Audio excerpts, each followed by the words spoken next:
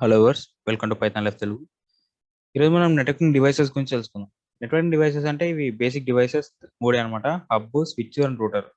ఇవి basic devices. ఇంకా ఉంటాయి, బట్ ఫస్ట్ వీటి గురించి అయితే తెలుసుకుందాం. ఇక్కడ మనం ఫస్ట్ హబ్ గురించి తెలుసుకుందాం. హబ్ అంటే ఏం లేదు, ఇప్పుడు ఒక డివైస్, ఇది ఒక నెట్వర్కింగ్ డివైస్. ఈ డివైస్ కి మనం ఒక 3 or 4 సిస్టమ్స్ కనెక్ట్ చేసుకోవచ్చు, లేదా 8 అట్లా కనెక్ట్ చేసుకోవచ్చు. కానీ ఇక్కడ కమ్యూనికేషన్ ఎలా జరుగుతుందంటే, ఆల్రెడీ మనకి ఎలా ఎలా చేయొచ్చు అని టోపాలజీలో డిస్కషన్ చేసుకున్నాం.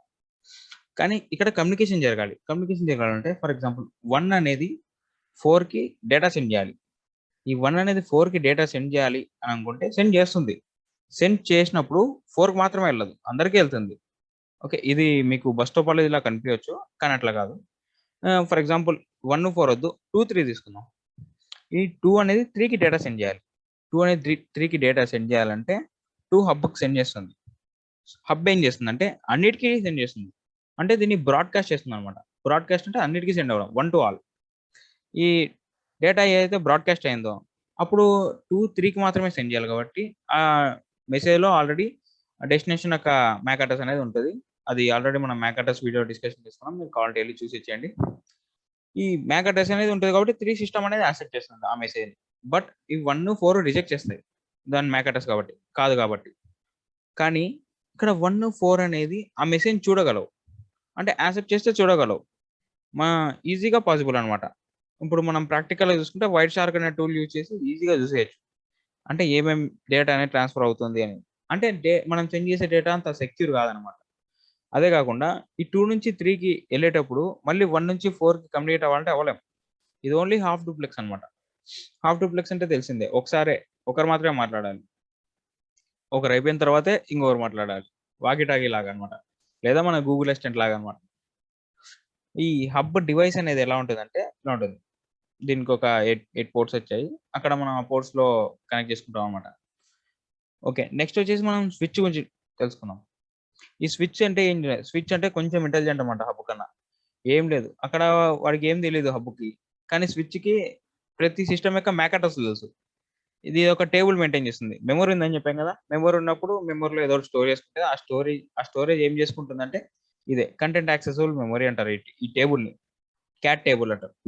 ఈ క్యాట్ టేబుల్‌లో ఏముంటాయంటే దీనికి పోర్ట్స్ అనేవి ఉంటాయి. అంటే పోర్ట్ అంటే డివైస్‌కున్న పిన్స్ అనమాట. ఆహ్, ఈ సీరియల్ నంబర్‌లో ఈ పోర్ట్‌లో ఈ మ్యాక్ అడ్రెస్ కనెక్ట్ అయిందని చెప్పి అది ఆల్రెడీ స్టోర్ చేసి పెట్టుకుంది. ఎలా స్టోర్ చేసి పెట్టుకుంటుంది అంటే ఇప్పుడు స్విచెస్ అనేది రాంగా మనకు స్మార్ట్ అయిపోయినాయి కాబట్టి ఫస్ట్ ఏ సిస్టమ్ అయినా సరే స్విచ్ కనెక్ట్ చేసుకొని, ఫర్ ఎగ్జాంపుల్ స్విచ్‌కి ఏం తెలీదు, కొత్త సిస్టమ్స్ కొత్త నెట్వర్క్ కనెక్ట్ చేసాం. అన్ని కనెక్ట్ చేసినప్పుడు ఒక 10 సిస్టమ్స్ కనెక్ట్ చేసినాం. ఒక 10 సిస్టమ్స్ కనెక్ట్ చేస్తే స్విచ్ కనెక్ట్ చేసిన తర్వాత స్విచ్ ఏం చేస్తుందంటే ఇంటెలిజెంట్‌గా ఒక డమ్మీ మెసేజ్ అనేది అన్నిటికి బ్రాడ్‌కాస్ట్ చేస్తుంది. ఆ బ్రాడ్‌కాస్ట్ చేసినప్పుడు అన్ని సిస్టమ్స్ రెస్పాన్స్ ఇస్తాయి కదా! ఆ రెస్పాన్స్‌లో మ్యాక్ అడ్రెస్ అనేది ఉంటుంది. సో, ఈ పోర్ట్‌కి ఈ మ్యాక్ అడ్రెస్ అనేది కనెక్ట్ అయిందని చెప్పి అది నోట్ చేసి పెట్టుకొని ఈ టేబుల్‌లో నోట్ చేసి పెట్టుకుంది. ఇప్పుడు 2 అనే సిస్టమ్ 4కి మెసేజ్ సెండ్ చేయాలంటే 2 అనేది సెండ్ చేస్తుంది, స్విచ్‌కెళ్తుంది. స్విచ్ నుంచి స్విచ్‌లో ఆల్రెడీ టేబుల్ ఉంటుంది. ఈ టేబుల్‌లో ఈ పోర్ట్ నంబర్‌లో ఈ మ్యాక్ అడ్రెస్ కనెక్ట్ అయిందని చెప్పి ఆల్రెడీ ఉంటుంది. సో, డైరెక్ట్‌గా ఆ పోర్ట్ నంబర్‌కి స్విచ్ చేసేస్తుంది. మనకు స్విచ్ అంటే ఒకటే option, either on or off కదా బేసిక్‌గా. ఇది అంతే. ఓన్లీ ఆ సిస్టమ్‌కి మాత్రమే డేటా సెండ్ చేస్తుంది. ఇది మళ్ళీ ఫుల్ డూప్లెక్స్ అనమాట. ఫుల్ డూప్లెక్స్ అంటే ఇద్దరు ఒకటేసారి కమ్యూనికేట్ అవ్వచ్చు. సో, ఈ 2, 4 కమ్యూనికేట్ అయ్యేటప్పుడు 1, 3 కూడా కమ్యూనికేట్ అవ్వచ్చు. సో, ఇలా అనమాట. అంటే ఇప్పుడు మనకి డేటా అనేది కొంచెం సెక్యూర్ అయిపోయింది. అందరికి వెళ్ళదు. ఎవరికి సెండ్ చేయాలనుకుంటే పర్టిక్యులర్‌గా వాళ్ళకి మాత్రమే వెళ్తుంది. ఈ ఈ స్విచ్‌లో మాక్సిమం మనకి 48 వరకు వస్తాయి. 48 పిన్స్ వరకు వస్తాయి. ఇది సిస్కో వాళ్ళు ప్రొవైడ్ చేశారు. ఈ రూటర్ అనేది ఇలా ఉంటుంది. ఈ రూటర్ ఇలా ఉంటుంది కదా! ఇక్కడ మనం 48 పిన్స్ కనెక్ట్ చేస్తున్నాం. కనెక్ట్ చేస్తున్నాం అంటే దేనితో కనెక్ట్ చేసావు భయ్యా అంటే RJ45 connect. RJ45 Ethernet pin అనేది ఉంటుంది. ఈ RJ45 పిన్ అంటే ఏంది అనేది మీరు కావాలంటే గూగుల్‌లో సెర్చ్ చేయండి. మీకు ఈజీగా కనిపిస్తుంది. ఎప్పుడోసారి మీరు కనెక్ట్ చేసింటారు. ఈజీగా ఐడెంటిఫై అయిపోతుంది. సో, నెక్స్ట్ వచ్చేసి మనం రూటర్ గురించి తెలుసుకుందాం. ఈ రూటర్ అంటే ఈ స్విచ్, హబ్ ఎంతవరకు అంటే మనకి ఇంటర్నల్ నెట్వర్క్ వరకు మాత్రమే. కానీ ఇంటర్నెట్‌కి కనెక్ట్ అవ్వాలంటే రూటర్ కావాలి. సో, ఇక్కడ మనం స్విచ్, హబ్ డిస్కషన్ చేసినప్పుడు మ్యాక్ అడ్రెస్ వచ్చింది కానీ ఐపీ అడ్రెస్ కాన్సెప్టే రాలేదు. ఈ రూటర్ అనేది ఐపీ అడ్రెస్‌తో ఇంటర్నెట్ డివైసెస్ అంటారు. అంటే ఇంటర్నెట్‌లో కనెక్ట్ చేసుకోవడానికి రూటర్ అనేది మనకు పక్కా కావాలి. ఓన్లీ స్విచ్, హబ్‌తో కనెక్ట్ చేసుకుంటాం అంటే కుదరదు. అది ఓన్లీ కేబుల్స్ వరకే పరిమితం. లేదా చిన్న వైర్లెస్ కూడా పరిమితం కాదు, ఓన్లీ కేబుల్స్ వరకే పరిమితం.